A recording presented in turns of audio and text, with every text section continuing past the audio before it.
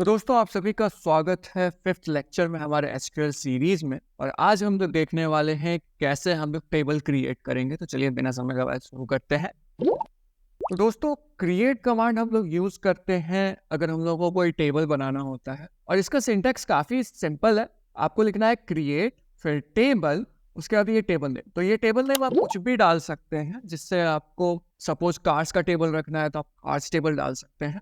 फिर यहाँ पे आपका आ गया ब्रैकेट, फिर आपको जो भी कॉलम नेम्स चाहिए उस पर्टिकुलर टेबल में वो सारे, और डोमेन। तो डोमेन अगर आप नहीं समझ रहे तो डोमेन का मतलब होता है किस टाइप के डेटा टाइप इसमें जाएंगे, और इसमें आप कितने भी कॉलम्स डाल सकते हैं, इसीलिए मैंने कॉलम नेम एन तक रखा है। और फिर आपको इसे क्लोज कर देना है। तो ये तो हो गया थ्योरी। अब चलिए इसका प्रैक्टिकल देखते हैं। तो दोस्तों जैसा कि आप देख सकते हैं हम लोग अपने पीजी एडमिन पे आ चुके हैं, और यहाँ पे मेरे पास कुछ डेटाबेसेस हैं। तो मैंने टेस्ट डीबी करके क्रिएट किया है। क्रिएट करना बहुत सिंपल है। आपको जस्ट डेटाबेस पे क्लिक करना है, क्रिएट पे क्लिक करना है, डेटाबेस पे क्लिक करना है, और यहाँ पे आपको जो नाम डालना है। तो मैंने टेस्ट डीबी डाला था और फिर यहाँ पे सेव कर दीजिए, तो ये सेव हो जाएगा। फिर आप देखिएगा तो यहाँ पे मेरा टेस्ट डीबी है, तो मैं इस पर राइट क्लिक करूंगा और मैं यहाँ क्लिक करूंगा क्वेरी टूल पे। याद रखिए क्योंकि मुझे इस डेटाबेस के साथ काम है, तो इसलिए यहाँ पे एक चीज और मैं पॉइंट करना चाहता हूँ कि अगर आप देखिए तो यहाँ टेबल्स अभी पूरी तरह एम्प्टी है। तो हम लोग अब इसमें देखने वाले हैं कि कैसे हम लोग क्रिएट करेंगे टेबल। तो हम लोगों को मेनली करना क्या है, हम लोगों को एक टेबल क्रिएट करना है। सपोज मैं उसका नाम कार्स रख देता हूँ, और उसके जो कॉलम्स हैं वो होंगे नेम एंड टाइप।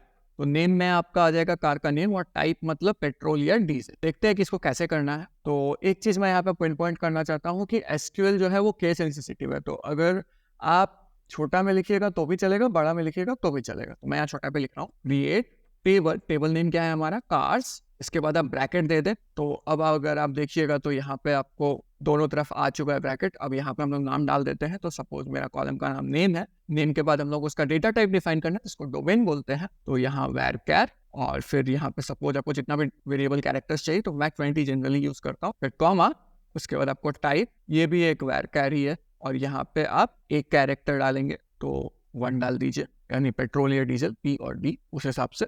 यहाँ पे आप इसको जस्ट रन कीजिए। अगर आप रन कीजिएगा तो आप देख सकते हैं क्वेरी रिटर्न सक्सेसफुली। तो अब अगर आप देखिएगा तो यहाँ पे अभी आपको कुछ नहीं दिख रहा है, लेकिन अगर आप पेज रिफ्रेश करें और फिर टेबल पे क्लिक करें तो आपको एक कार्स करके टेबल दिखेगा, और इसमें फिर आप जब कॉलम्स के अंदर जाएंगे फिर इसका ड्रॉप डाउन कीजिएगा तो नेम आएगा, टाइप आएगा। तो अब हम लोग एक छोटा सा एसक्यूएल क्वेरी लिखते हैं देखने के लिए कि इसमें कुछ है या नहीं। तो सेलेक्ट स्टार फ्रॉम कार्स, यहाँ पे कुछ भी नहीं है क्योंकि हमारा डेटा टाइप पूरा का पूरा खाली है। हम लोगों ने अभी तक सिर्फ टेबल क्रिएट किया है, जिसको आप एक तरीके से स्कीमा क्रिएशन बोल सकते हैं, और ये DDL कमांड है। जब हम लोग DML कमांड में जाएंगे तब हम लोग देखेंगे कि इसमें डेटा कैसे फिल इन करना है।